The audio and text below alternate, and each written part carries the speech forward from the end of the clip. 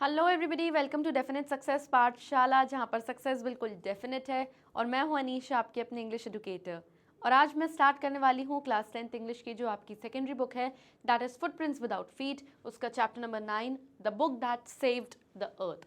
और आज इसी चैप्टर का हम वन शॉर्ट रिविजन देखने वाले हैं, यानी कि डिटेल में पूरी इसकी समरी हम देखने वाले हैं। चलिए इसी के साथ स्टार्ट करते हैं चैप्टर की समरी एक छोटे से इंट्रोडक्शन के साथ। The book that saved the earth by Claire Boyko is set in the 25th century. अब ये जो बुक है जिसका नाम है The Book That Saved the Earth, ये किसने लिखी है? क्लेयर बॉयको ने लिखी है। ये राइटर हैं इस चैप्टर के। इनकी picture you can see on my left hand side. Also ये जो सेट है जो पूरा प्लॉट है पूरी चैप्टर का, वो 25th सेंचुरी का है। एट प्रेजेंट अभी क्या चल रहा है? 21st सेंचुरी चल रही है, लेकिन स्टोरी कब की बताई गई है? फ्यूचर में सेट है, 25th सेंचुरी के बारे में बताया गया है। It is a humorous tale of how a book of nursery rhymes saves earth from an invasion by Martians. तो ये एक बहुत ह्यूमरस कहानी है। स्टोरी में आपको बहुत हंसी मजाक ह्यूमर दिखाई देगा पढ़ने में, क्योंकि आपको पता चलेगा कि एक बार इन्वेजन हुआ था। इन्वेजन यानी कि अटैक हुआ था, और ये अटैक किसने किया था? मार्जिन्स ने। मार्जिन्स कौन है? पीपल या फिर एलियंस ऑफ मार्स प्लैनेट। तो एक बार मार्स के एलियंस ने, या जिसको आप बोल सकते हो मार्स के लोगों ने अटैक किया था, इन्वेजन किया था अर्थ पे। और कैसे बच्चों की नर्सरी राइम्स की एक बुक जिसका नाम है मदर गूस, इस बुक ने कैसे अर्थ को बचाया था इस अटैक से जो कि मार्जिन्स द्वारा हो रहा था, ये हम पढ़ने वाले हैं इस चैप्टर में। और पूरी जो स्टोरी है वो 25th सेंचुरी पर सेट है। ओके, चलिए कैसे अटैक हुआ था, कैसे अर्थ हमारी बच गई थी, वो सब देखने वाले हैं। पूरा चैप्टर 2 सीन्स में डिवाइडेड है, सीन 1 एंड सीन 2। बेसिकली ये एक प्ले है। यस, प्ले कैसे स्टार्ट होता है, कैसे बिगिन होता है, कर्टन ओपन होता है, ये सब आप इंट्रोडक्शन अपनी पूरी एनसीईआरटी में पढ़ेंगे। उसका एक जिस्ट देती चलूंगी मैं आपको। सबसे पहले बात करते हैं हम सीन 1 की। The first scene of the play belongs to the 25th century in the Museum of Ancient History on the planet Earth. तो होता क्या है, ये सीन दिखाया जा रहा है, ये एक प्ले दिखाया जा रहा है जिसमें जो पहला सीन है इस पूरे प्ले का, उसमें दिखाया जा रहा है कि 25th सेंचुरी है। मतलब एट प्रेजेंट क्या दिखाई जा रही है? 25वीं सदी दिखाई जा रही है। कहाँ दिखाई जा रही है ये प्ले? कहाँ हो रहा है? Museum of ancient history on planet earth में, अर्थ पर ये दिखाया जा रहा है। The focus is on the historian who is sitting on a table with a projector on it. Okay, तो फोकस किस पर है? अभी जो फोकस लाइट्स हैं पूरे प्ले की किसके ऊपर है? एक हिस्टोरियन बैठी हुई है वहाँ पर। हिस्टोरियन कौन होती है? जो हिस्ट्री यानी इतिहास के बारे में स्टडी करती है, पढ़ती है, हमको बताती है। तो फोकस उस हिस्टोरियन के ऊपर है जो एक टेबल के ऊपर बैठी हुई है, और उस टेबल पर एक प्रोजेक्टर रखा हुआ है, और पूरा फोकस सीन 1 पर है जो 25th सेंचुरी दर्शा रहा है। Okay, historian talks about a book that saved the अर्थ। अब हिस्टोरियन माइक पे बोलना स्टार्ट करती है, ऑडियंस को बताती है एक ऐसी बुक के बारे में जिसने अर्थ को बचा लिया था, हमारे प्लैनेट अर्थ को बचा लिया था। तो हिस्टोरियन उस पूरी ऑडियंस को, मतलब जो लोग प्ले देखने आए हैं, हिस्टोरियन उस पूरी ऑडियंस को बताती है कि 20th century was called the era of books. ये बताती है कि भाई जो 20वीं सदी थी वो एरा ऑफ बुक्स कहलाती थी। यानी एट प्रेजेंट अभी क्या चल रहा है? एट प्रेजेंट चल रहा है 25th century. Okay, at present क्या चल रहा है? 25th सेंचुरी चल रहा है सामने प्ले में। और जो हिस्टोरियन वहाँ पे खड़ी हुई है, लोगों को वो प्ले स्टार्ट होने वाला है, लोगों को प्ले बताने वाला है सब कुछ। तो हिस्टोरियन बताती है कि जो 20वीं सदी थी, यानी 5 सदियों पहले, 5 सेंचुरीज पहले क्या थी? 20वीं सदी थी। वो एरा ऑफ बुक्स था, यानी सब लोग किताबें पढ़ते थे, इंटरनेट एज सच यूज़ नहीं होता था। सब लोग अपनी रेफरेंस, पढ़ाई लिखाई, कुछ भी सर्च करना है, सब बुक्स को ही यूज़ करते थे। लोग लाइब्रेरीज जाते थे। ओके, और उन बुक्स में हर चीज़ के बारे में इंफॉर्मेशन होती थी। इंटरनेट और गूगल तब नहीं होता था। यस, ये किताबें लोगों को सिखाती थी how to, when to, where to and why to.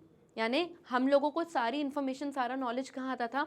किताबों से ही आता था। और किताबें लोगों को सिखाती थी कि कोई भी चीज़ हमें कैसे करनी है, कब करनी है, कहाँ करनी है और क्यों करनी है। यानी हर क्वेश्चन का आंसर आपको बुक्स में मिल जाता था।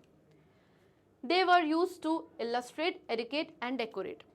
तो जो बुक्स होती थी वो इलस्ट्रेट करने के काम भी आती थी। यानी बुक्स में आपको कई सारी पिक्चर्स, इमेजेस भी दिखेंगे। छोटे बच्चों की अगर आप राइम्स की बुक्स देखोगे तो उसमें काफ़ी सारी पिक्चर्स, इमेजेस भी होती हैं। उसमें एडुकेट यानी काफ़ी सारा ऐसा टेक्स्ट लिखा हुआ रहता है जिसको पढ़ के लोगों को एजुकेशन मिलता था। एंड डेकोरेट, यानी घर में लोग अपनी छोटी सी एक लाइब्रेरी बना के बुक्स वगैरह रख देते थे और अपने घर को डेकोरेट करते थे, तो बुक्स इन इन कामों के लिए यूज में आती थी। One of the strangest thing a book did was it save the अर्थ। अभी हिस्टोरियन पूरी ऑडियंस को बता रही है कि सबसे अजीब चीज़ जो कभी एक किताब ने करी थी वो ये थी कि इस किताब ने हमारी अर्थ को बचाया था, सेव कर लिया था। Okay, the historian then tells them about a book that save the earth from Martian invasion in 2040। तो हिस्टोरियन बताती है पूरी ऑडियंस को कि एक किताब थी जिसने अर्थ को बचा लिया था मार्शियन इन्वेजन से। मार्शियन इन्वेजन मतलब मार्स के एलियंस ने एक बार अर्थ पर इन्वेड किया था, यानी अटैक किया था ईयर 2040 में, यानी 20th सेंचुरी में। अभी 25वीं सदी चल रही है, वो 20वीं सदी के बारे में बता रही है कि ईयर 2040 में मार्शियन इन्वेजन होने वाला था, यानी अर्थ पर मार्स का एक अटैक होने वाला था। लेकिन समहाउ एक किताब ने, हमारे अर्थ की एक बुक ने इस इन्वेजन होने से, इस अटैक होने से हमको बचा लिया था। फिर हिस्टोरियन जो वहाँ खड़ी हुई है वो पूरा इन्वेजन, वो पूरा जो अटैक हुआ था वो ऑडियंस को एक प्ले के माध्यम से, एक प्ले के जरिए दिखाना स्टार्ट कर दिए। Think tank and noodle. अब प्ले स्टार्ट होता है किससे? थिंक टैंक नाम के एक कैरेक्टर से या नूडल नाम के एक कैरेक्टर से। अब थिंक टैंक एंड नूडल दोनों ही कौन है? मार्शियंस हैं, यानी मार्स के रहने वाले हैं। अब थिंक टैंक दिखाया जाता है कि think tank is seated on a raised box with arms folded, यानी एक उठा हुआ बॉक्स टाइप का कुछ बना हुआ है, बेसिकली कोई मशीनरी है, कोई सिस्टम बना हुआ है, उसके ऊपर थिंक टैंक अपने आर्म्स फोल्ड करके, यानी इस तरीके से ऐसे बैठा हुआ है। उसका बड़ा सा हेड है, यानी सर है, वो भी एग शेप्ड, यानी अंडे के जैसा उसका सर का ऐसा कुछ शेप है, मान लीजिए ऐसा कुछ। तो ये जो हेड का शेप है वो ऐसा एग शेप्ड है। किसका? थिंक टैंक का, क्योंकि एक मार्शियन है, कोई ह्यूमन तो है नहीं। यस, और वो क्या पहना हुआ है? लॉन्ग रोब, इस तरीके से लॉन्ग गाउन या रोब जैसा पहना हुआ है, जो किससे डेकोरेटेड है? स्टार्स एंड सर्कल्स, यानी उसके पूरे गाउन पे इस तरीके से, जो पूरा उसने गाउन पहना उस पे ऐसे स्टार्स सर्कल्स ऐसे इस टाइप की पूरी डिजाइन बनी हुई है।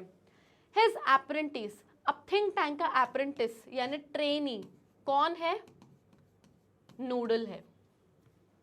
ट्रेनी यानी जो आपसे ट्रेनिंग लेता है। तो थिंक टैंक से ट्रेनिंग कौन लेता था? नूडल लेता था, और वो जस्ट उसके साइड में वहां पर स्विच बोर्ड के पास में खड़ा हुआ है। कौन? नूडल। अब थिंक टैंक कौन है? Think tank commander in cheap and ruler of Mars है, यानी जो मार्स प्लैनेट है उसका रूलर, उसका राजा, या जिसको आप कमांडर इन चीफ भी कह सकते हो, वो कौन है? Think tank. तो इन दोनों कैरेक्टर्स से हमारे प्ले की शुरुआत होती है। Think tank calls for the invasion. अब थिंक टैंक ने बोल दिया कि भाई हम इन्वेजन करेंगे, यानी कि हम अर्थ पर अटैक करेंगे। Think tank informs noodle that he will invade the ridiculous planet called अर्थ। अब मार्स वाले जो हैं वो अर्थ से बहुत नफरत करते हैं अकॉर्डिंग टू दिस प्ले। तो थिंक टैंक ने अपने ट्रेनी, अपने अप्रेंटिस नूडल को इन्फॉर्म किया कि हम उस भद्दे प्लैनेट, सबसे रिडिकुलस प्लैनेट पर अटैक करेंगे जिसका नाम है अर्थ। He wants to communicate with a space probe to the planet Earth. अब ऑलरेडी एक स्पेस प्रोब है, एक स्पेस इन्वेस्टिगेशन टीम है जो मार्स से अर्थ पे जा चुकी है। तो थिंक टैंक बोलता है कि मुझे कम्युनिकेट करना है, यानी हमारी जो स्पेस प्रोब टीम है, जो हमारे मार्स की स्पेस का इन्वेस्टिगेशन जो टीम अर्थ पर गई हुई है, मुझे उनसे कम्युनिकेट कराओ। मैं अब उनको ये ऑर्डर देने वाला हूँ कि अर्थ पर क्या कर दो? इन्वेड कर दो, उन पर अटैक कर दो, प्लैनेट अर्थ पर। Then he consults a speaking mirror if he is the most intellectually gifted being in the whole world. अब इस थिंक टैंक के पास एक स्पीकिंग मिरर है, एक ऐसा आईना है जो बात करता है, और वो उससे पूछता है, mirror mirror please tell me कि इस दुनिया में सबसे ज़्यादा इंटेलेक्चुअली गिफ्टेड, यानी सबसे ज़्यादा होशियार और इंटेलेक्चुअल बीइंग इस पूरे लैंड पर कौन है। और फिर क्योंकि वो प्ले चल रहा है तो ऑफ स्टेज के पीछे से एक आवाज़ आती है। बेसिकली वो ये दर्शाना चाहते हैं कि ये आवाज़ मिरर की है, और मिरर बोलता है that he is the most intellectually gifted being, यानी इस दुनिया में सबसे ज़्यादा होशियार और इंटेलिजेंट कौन है? आप हैं थिंक टैंक सर, आप हैं। तो मिरर ने क्या, तो यहाँ से हमें समझ में आता है कि थिंक टैंक जो था वो कितना ज़्यादा मतलब बोस्ट करता था अपने बारे में, उसको खुद पर प्राउड यानी घमंड से भरा हुआ था। Yes, think tank Scholz a mirror for being slow. अब थिंक टैंक उस मिरर पर चिल्लाता है, उसको स्कोल्ड करता है कि इतनी स्लो और इतनी आराम से जवाब क्यों दिया। फटाफट आंसर निकलना चाहिए कि आप मेरे सरताज इस दुनिया के सबसे इंटेलेक्चुअली गिफ्टेड बीइंग हैं। धीरे नहीं बोलना है। और फिर वो वहाँ से प्राउडली, घमंड से भरा हुआ होके वहाँ से मूव करता है और कहता है कि जो मार्शियंस हैं, मार्स पर रहने वाले जो लोग हैं, वो अर्दलिंग से बहुत ज़्यादा अट्रैक्टिव हैं। अर्दलिंग्स कौन? यानी मार्शियंस बोलते हैं, जो अर्थ पे रहने वाले लोग हैं वो अर्दलिंग्स हैं। हम मार्शियंस, वो अर्दलिंग्स। तो थिंक टैंक कहता है कि भाई हम मार्शियंस जो हैं वो अर्दलिंग से कई ज़्यादा अट्रैक्टिव हैं, अच्छे दिखते हैं, और हमारे तो बहुत छोटे छोटे हेड्स हैं। अब हालांकि उनके हेड्स कैसे हैं? बड़े बड़े ऐसे एग शेप्ड हेड्स हैं जो अंडे जैसे दिख रहे हैं, यस। लेकिन इनको तो अपने ऊपर घमंड है थिंक टैंक को। ये क्या कहता है? हमारे तो बढ़िया छोटे छोटे हेड्स हैं, यस। और ये अर्दलिंग्स के लिए कहता है कि who have very small heads, यानी ये खुद के लिए एक बड़ा चढ़ा के बात करे कि हम ज़्यादा अच्छे और अट्रैक्टिव दिखते हैं क्योंकि हमारे बड़े हेड्स हैं। अर्दलिंग्स इतने अट्रैक्टिव नहीं है, इनके तो छोटे छोटे हेड्स हैं। तो अर्दलिंग्स की क्या कर रहा है? बुराई कर रहा है। Let's move ahead. सीन 2। अब सीन 1 खत्म हो जाता है, अब यहाँ पे स्टेज पर सीन 2 स्टार्ट होता है। अब scene shifts to Mars space control in the Centerville public library. अब सीन कहाँ शिफ्ट हो जाता है? मार्स स्पेस कंट्रोल, जो कि सेंट्रल विले पब्लिक लाइब्रेरी में है। अब ये जो लाइब्रेरी है ये अर्थ पर है, और यहाँ पर कौन आया हुआ है?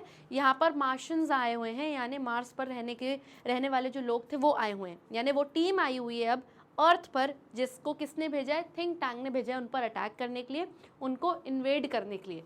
तो मार्स स्पेस कंट्रोल रूम उन्होंने सेंट्रल विले पब्लिक लाइब्रेरी पर सेट किया हुआ है। यानी कि जब सबसे पहले मार्शियंस मार्स से आए होंगे तो वो कहाँ लैंड हुए? वो लैंड हुए सेंट्रल विले पब्लिक लाइब्रेरी में। तो ये एमसीक्यू के फॉर्म में क्वेश्चन डेफिनेटली आ सकता है कि किस लाइब्रेरी में वो लोग लैंड हुए थे। तो you should know the name of that library जहाँ पर मार्शियंस पहली बार अर्थ पर लैंड हुए। तो जो लोग थे, यानी बेसिकली मार्स पर रहने वाले जो लोग थे, मार्शियंस थे, उसमें कौन कौन था? उस पूरी प्रोब यानी उस पूरी इन्वेस्टिगेशन टीम में कौन कौन था? सबसे पहले थे कैप्टन ओमेगा, फिर थे सर्जेंट ऊप, एंड थर्ड नंबर पे थे लेफ्टिनेंट आयोटा। तो 3 लोगों का ये स्पेस प्रोब था, ये टीम आई हुई थी। अब जैसे ये लोग लाइब्रेरी में आते हैं, ये लोग बहुत ज़्यादा कंफ्यूज यानी पजल्ड होते हैं, क्योंकि इन्हें पता ही नहीं है लाइब्रेरी क्या होती है, इन्हें पता ही नहीं है बुक्स क्या होती हैं। बुक्स मानो इनके लिए कोई नए पंछी का, एक नई चिड़िया का नाम है जैसे, क्योंकि इन्हें समझ ही नहीं आ रहा कि क्या चीज़ है। उन्हें ये भी नहीं पता कि इनको बुक्स बोलते हैं, ओके। उनको बुक्स के बारे में कुछ नहीं पता और वो कुछ उस बारे में समझ भी नहीं रहे थे। तो बेसिकली ये पूरी टीम कंफ्यूज्ड है अभी कि हम कहाँ आए हैं और क्यों आए हैं। Communication with space probe. अब थिंक टैंक किससे बात करने की कोशिश करता है, किससे कनेक्ट करने की कोशिश करता है? ये स्पेस प्रोब से, यानी स्पेस इन्वेस्टिगेशन टीम, जिसमें कैप्टन ओमेगा है, लेफ्टिनेंट आयोटा है एंड सर्जेंट ऊप है, ओके। थिंक टैंक और जो उसका अप्रेंटिस नूडल है, वो एक वॉइस कॉन्टैक्ट यानी कि एक वॉइस कम्युनिकेशन करते हैं स्पेस प्रोब से, जो कि इस वक्त अर्थ में है। कैप्टन ओमेगा उनको ये इन्फॉर्म करते हैं कि वो अर्थ पर पहुंच गए हैं और उन्होंने एक स्क्वायर प्लेस पर शेल्टर लिया हुआ है, यानी किस जगह के अंदर हैं वो लोग? एक स्क्वायर प्लेस। अब क्योंकि उन्हें नहीं पता कि स्क्वायर प्लेस को लाइब्रेरी कहते हैं, वो कह रहे हैं हमने एक स्क्वायर शेप की जगह पर हम यहाँ पर ठहरे हुए हैं और हम पहुँच गए हैं अर्थ पे। अब इन लोगों को, यानी कैप्टन ओमेगा, जो ये सब अर्थ पर आए हुए हैं, इन लोगों को कोई आइडिया नहीं है कि हाँ ये लोग किस लोकेशन पर है और इस जगह को लाइब्रेरी कहा जाता है। आयोटा यानी जो लेफ्टिनेंट आयोटा है, वो सोचते हैं कि ये जगह शायद किसी तरीके की कोई स्टोरेज बान है। स्टोरेज बान इज़ अ प्लेस जहाँ पर आप फार्म से रिलेटेड कोई चीज़ों को स्टोर करके इकट्ठा वगैरह करके रहते हो, क्योंकि यहाँ पर 2000 पेक्यूलियर आइटम्स हैं। अब पेक्यूलियर का मतलब क्या होता है? स्ट्रेंज, अजीब। अब इनको यही नहीं पता कि भाई ये जो आइटम यहाँ पे रखे हुए हैं ये बुक्स हैं, और हम जिस स्क्वायर बॉक्स की बात कर रहे हैं ये एक लाइब्रेरी है। तो वो कह रहे हैं यहाँ कम से कम 2000 पेक्यूलियर अजीब सी चीज़ें रखी हुई हैं, बेसिकली वो बुक्स की बात कर रहे हैं। तो हम कहाँ आ गए हैं उन्हें समझ नहीं आ रहा है, ओके। तो ये लोग सब बहुत कंफ्यूज हैं, देख रहे हैं कि क्या करें हम लोग यहाँ पर। Guesses made by Martians about the books. अब अलग अलग वाइल्ड गेसेस ये लोग कर रहे हैं, किसके बारे में? किताब के बारे में। यानी इनको तो पता नहीं है कि बुक है, तो अलग अलग चीज़ें लोग गैस कर रहे हैं कि ये क्या हो सकता है। तो जो मार्शियंस थे स्पेस प्रोब में, यानी captain omega, lieutenant iota and sergeant ऊप, ये कंफ्यूज थे बहुत ज़्यादा इन स्ट्रेंज आइटम्स यानी बुक्स को लेके, और अलग अलग गैसेस करने लग गए बुक्स के बारे में। सर्जेंट ऊप को लगता है कि ये शायद कुछ हैट्स हैं जिनको हम सर पे रख सकते हैं, क्योंकि उनको ऐसा लग रहा था ये शायद कोई हैट है। लेकिन थिंक टैंक जो कि पूरा वहाँ पे वीडियो पर देख रहा है, वो कहता है कि नहीं, मुझे लग रहा है ये शायद सैंडविचेस हैं, क्योंकि सैंडविच क्या होता है, ऊपर से एक ब्रेड होती है, नीचे से एक ब्रेड होती है और बीच में क्या होती है, स्टफिंग होती है। तो जब इन्होंने ये वीडियो पे दिखाया कि ये क्या चीज़ है, तो ऊपर से एक कवर है and I mean front cover है, बैक कवर और बीच में पेजेस हैं, तो उनको लग रहा है शायद कुछ सैंडविच है, शायद कुछ खाने की चीज़ है। और उसने ऑर्डर किया पूरे क्रू को कि ईट देम, तुम लोग अब इसको खाओ। अब how is it possible for them कि वो बुक को खा पाए, because it is not edible ना, खाने की चीज़ नहीं है। अब ऊप उसे खाता है and he finds it tasteless, वो कहता है इसमें कोई टेस्ट ही नहीं है, बड़ा गंदा सा अजीब सा टेस्ट है। ऑब्वियसली कैसे टेस्ट आएगा, खाने की तो चीज़ है ही नहीं। उस टाइम पर जो नूडल था वो तो वाइज है भाई, नूडल समझदार है। थिंक टैंक उसका जो बॉस है वो घमंडी है, उसको लगता है मैं होशियार हूँ, लेकिन उतना वो होशियार नहीं है। उसका जो अप्रेंटिस ट्रेनी नूडल है वो बोलता है कि शायद ये डिवाइसेस ऑफ कम्युनिकेशन है, यानी धीरे धीरे धीरे धीरे वो एक पॉइंट पर एक एक स्टेप बढ़ रहा है। वो कहता है शायद कम्युनिकेट करने की, बातचीत करने का ये कोई डिवाइस है, इससे शायद कुछ कम्युनिकेशन होता होगा। तो थिंक टैंक ने पूरे प्रोब टीम से बोला टू लिसन टू देम। तो उन लोगों ने क्या बोला, थिंक टैंक ने क्या बोला, इसको सुनकर देखो, शायद इससे कुछ कम्युनिकेशन होगा। उन लोगों ने उसको कान पे लगा लिया कि शायद इसमें से कोई साउंड आए, कोई आवाज़ आए, बट इन लोगों को कोई साउंड नहीं आया। तो ऊप, आयोटा और ओमेगा जो पूरी प्रोब टीम थी, इनको कुछ भी सुनाई नहीं दिया उन बुक्स में से। जो मार्शियंस हैं उन्होंने सोचा कि इनको रीड करके देखते हैं। फाइनली वो धीरे धीरे एक स्टेप आगे बढ़ रहे हैं, समझने की कोशिश कर रहे हैं कि क्या चीज़ है। तो वो इन किताबों को पढ़ने की कोशिश करते हैं। तो नूडल उनको बोलता है, सजेस्ट करता है कि शायद जो अर्दलिंग्स हैं, जो धरतीवासी हैं, वो शायद इनको वॉच करते हैं, यानी इसमें कुछ देखते हैं। दे वॉच देम, यानी इसको कुछ देख के कुछ ये लोग करते हैं अर्दलिंग्स। तो जो तीनों मार्शियंस यानी जो प्रोब टीम थी वहाँ पर, वो बैठ गए वहाँ पे इन बुक्स को पढ़ने के लिए। ओमेगा ने एक बुक उठाई जिसका नाम था मदर गूस। ओमेगा ने एक बुक उठाई मदर गूस। मदर गूस क्या है, हमारी एक राइम है, बच्चों की नर्सरी राइम्स की, पोम्स की एक बुक है। वाइल आयोटा एंड ऊप सिट विद देम, तो आयोटा और ऊप वहीं पर बैठ गए और ओमेगा, कैप्टन ओमेगा ने वो बुक उठाई मदर गूस, ठीक है। लेकिन अब भी ये तीनों वो बुक तो रीड कर ही नहीं पा रहे, क्योंकि उन लोगों को इंग्लिश या अर्थ से रिलेटेड कोई भी लैंग्वेज नहीं आती। मार्स में आप जाओगे तो वहाँ पे इंग्लिश, हिंदी, मराठी, फ्रेंच, ये कोई लैंग्वेज नहीं चलती, उनका कुछ अपना ही लैंग्वेज होता होगा। Yes, so they come to a conclusion. फिर अब ये तीनों जो प्रोब टीम के लोग थे एक कंक्लूजन, एक एंडिंग पर आए कि भाई ये कुछ प्रिंटेड लाइंस हैं, ये कुछ लाइंस हैं जो प्रिंटेड हैं, और यहाँ पर हमें कुछ पिक्चर्स दिख रहे हैं, और शायद ये किसी तरीके का कोड है जो अर्दलिंग्स ने, धरतीवासियों ने बनाया है हम मार्शियंस के खिलाफ। तो ये ऐसा गैस कर रहे हैं। Okay, think tank commands the team to take vitamins. अब थिंक टैंक ने अपनी पूरी टीम को कमांड किया, ऑर्डर दिया कि जो मार्स से तुम लोग विटामिन्स लेकर गए हो, दवाइयाँ लेकर गए हो, वो खाओ तुम लोग। तो नूडल जो कि अप्रेंटिस है, वो थिंक टैंक को बताता है कि जो केमिकल डिपार्टमेंट था मार्स कंट्रोल रूम का, उन्होंने इन लोगों को कुछ विटामिन्स यानी कि कुछ दवाइयाँ दिए ताकि ये लोग अपनी इंटेलिजेंस, अपनी होशियारी को बढ़ा पाएँ। अगर ये लोग वो दवाई खा लेंगे तो इनकी होशियारी, सोचने समझने की शक्ति बढ़ जाएगी, तो शायद ये लोग बता पाएँ कि ये क्या चीज़ है।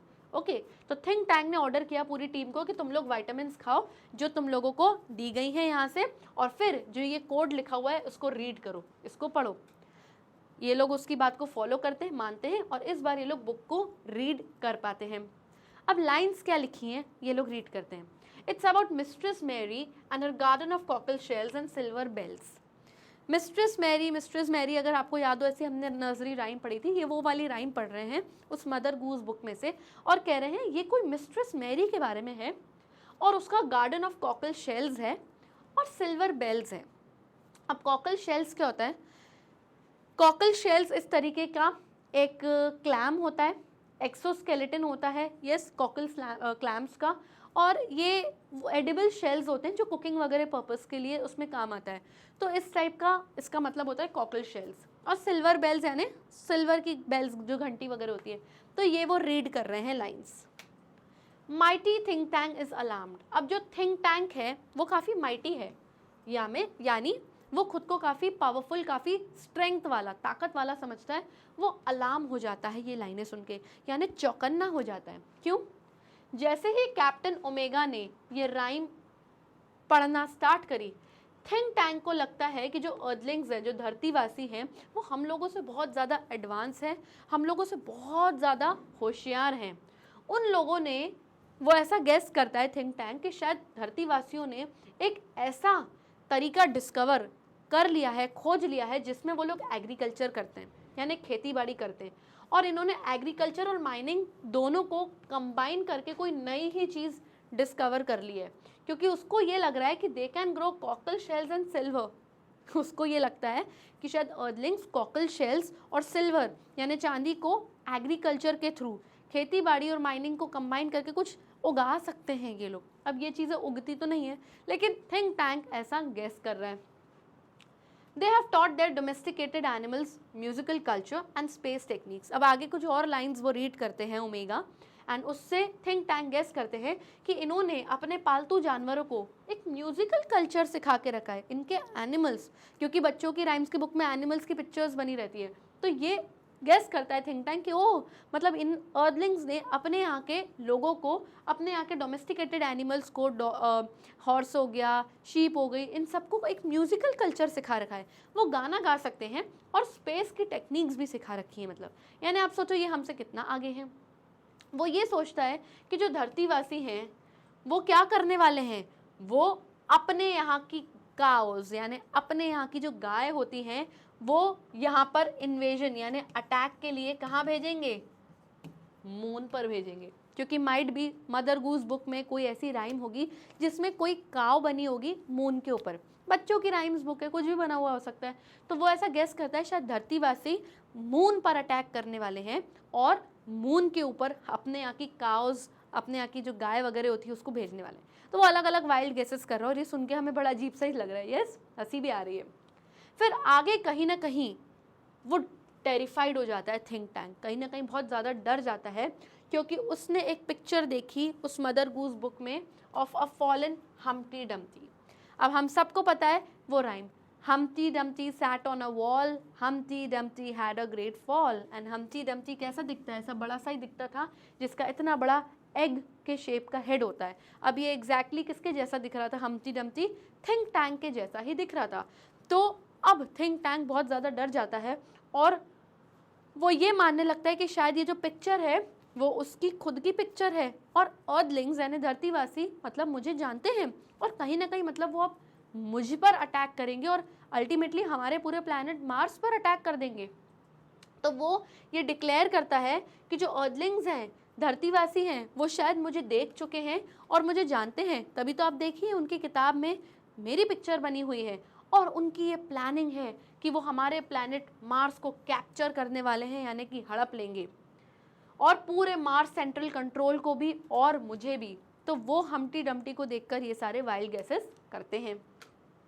Think tank calls of the invasion, और उसी टाइम थिंक टैंक ये जो इन्वेजन था, ये जो अटैक था, जो वो चाह रहे थे कि मार्जिन्स अर्थ पर करें, उसको कॉल ऑफ कर देते हैं यानी कि स्टॉप कर देते हैं। वो कहते हैं वापस आओ जल्दी से, क्योंकि धरतीवासी हमसे बहुत आगे हैं, वो मुझे भी जानते हैं, सबको जानते हैं, हम पर इन्वेड कर देंगे, हम पर अटैक कर लेंगे, इसलिए मैं ये रोकता हूँ, ये इन्वेजन, ये अटैक को रोकता हूँ। तुम लोग वापस जल्द से जल्द वापस मार्स पे आ जाओ। तो थिंकिंग यानी कि वो ये सोचता है थिंक टैंक कि जो धरतीवासी हैं वो प्लान कर रहे हैं कि वो मुझे कैप्चर कर लेंगे यानी मुझे बंदी बना लेंगे। तो थिंक टैंक इस डर के मारे ये इन्वेजन, ये अटैक कैंसिल कर देता है और वो अपने अप्रेंटिस नूडल को ऑर्डर करता है कि भाई स्पेस कैप्सूल जल्द से जल्द मेरे लिए अरेंज करो। यानी एक स्पेस कैप्सूल होती है, इसमें बैठ के मैं यहाँ से एस्केप कर जाऊँगा, मैं यहाँ से भाग जाऊँगा ताकि धरतीवासी को नहीं पता चले कि मैं यहाँ पर हूँ नहीं। और वो जो पूरी प्रोब यानी जो पूरी इन्वेस्टिगेशन टीम गई हुई थी अर्थ पर, उनको भी ऑर्डर करता है कि प्लीज़ लीव फ्रॉम देयर, वहाँ से निकलो और वापस मार्स पर वापस आओ। थिंक टैंक एस्केप करके यानी भागकर कहाँ जाता है, मार्स के पास में एक स्टार है जिसका नाम है अल्फा सेंचुरी, वो उस स्टार पर चले जाता है and evacuate the entire planet of Mars. अब इवैक्यूएट का मतलब क्या होता है, जब आप किसी चीज़ को रिमूव कर देते हो, हटा देते हो किसी डेंजरस सिचुएशन से किसी सेफ सिचुएशन पे। ओके, तो पूरे प्लैनेट मार्स को ही वो इवैक्यूएट करता है यानी कि उठा के कहीं ना कहीं किसी सेफ सिचुएशन, सेफ प्लेस पर जाकर रखता है, क्योंकि उसे लगता है यहाँ पर तो अर्दलिंग्स आके हम पर अटैक कर लेंगे। तो इस स्टार पर खुद चले जाता है और मार्स को भी किसी सेफर जगह पर ले जाता है। तो आप सोचिए कि एक बच्चों की राइम्स की बुक, मदर गूस नाम की बुक से कितना ज़्यादा डर गया मार्स का ruler think tank. Martians and earthlings are friends. अब फाइनली प्ले खत्म हो जाता है, यस, और अंत में जो हिस्टोरियन वहाँ पे खड़ी हुई है और पूरा प्ले दिखा रही है, वो बताती है कि जो मार्शियंस हैं और जो अर्दलिंग्स हैं अब कई सालों बाद फ्रेंड्स बन गए हैं, दोस्त बन गए हैं। कैसे? हिस्टोरियन बताती है कि जो मदर गूस बुक थी बच्चों की राइम्स की, इस किताब ने धरती को बचा लिया था इन्वेजन यानी कि एक अटैक से। अब कई साल हो गए हैं, मार्स और अर्थ अब आपस में फ्रेंड्स बन गए हैं। नूडल सक्सीडेड थिंक टैंक, यानी थिंक टैंक पहले रूलर था, लेकिन अब रूलर कौन बन गया है मार्स का? नूडल बन गया है और वो मार्स का हेड बन चुका है। अर्दलिंग्स ने, क्योंकि अब अर्थ वाले मार्स के फ्रेंड्स बन गए हैं, तो जो धरतीवासी हैं उन्होंने एक लाइब्रेरी सेटअप कर ली है। कहाँ पर? मार्स पर। क्यों? क्योंकि मार्शियंस को नहीं पता कि लाइब्रेरी क्या होती है, बुक्स क्या होती है। तो दोस्त होने के नाते जो अर्दलिंग्स हैं उन्होंने मार्स की कैपिटल सिटी मार्सोपोलिस नाम की जगह पर एक लाइब्रेरी सेटअप कर दी ताकि वो भी अब पढ़ें और उन्हें भी पता चले कि लाइब्रेरी या बुक्स होती क्या हैं। However, Martians can never gather the courage to read the Mother Goose book again. लेकिन फिर भी एंड इस तरीके से होता है चैप्टर का, और बताते हैं वो लोग कि मार्शियंस में, मार्स के लोगों में कभी भी अब इतनी हिम्मत, इतना करेज होगा ही नहीं, इतना करेज वो इकट्ठा ही नहीं कर पाएंगे कि भैया फिर से जाके वो मदर गूस बुक फिर से रीड करें, क्योंकि उसमें अगेन उनका एक्स रूलर थिंक टैंक है जिसके इन्वेजन के बारे में उन्होंने वाइल्ड गैसेस किए थे। तो यहाँ पर एक बड़ी ही ह्यूमरस चैप्टर, ह्यूमरस स्टोरी का एंड होता है। ये सब बिल्कुल फिक्शंस है, यानी कि सब काल्पनिक है, इमेजिनेशंस पर, वाइल्ड इमेजिनेशंस पर ये पूरी स्टोरी बेस्ड है। ये सब कुछ भी रियल नहीं है, लेकिन अगर आप सोचें तो कहाँ कहाँ आपकी सोच जा सकती है। ये तो बड़ा ह्यूमरस सा चैप्टर था। चैनल को अगर सब्सक्राइब नहीं किया है तो फटाफट से करिए। तब तक के लिए stay tuned, bye bye and take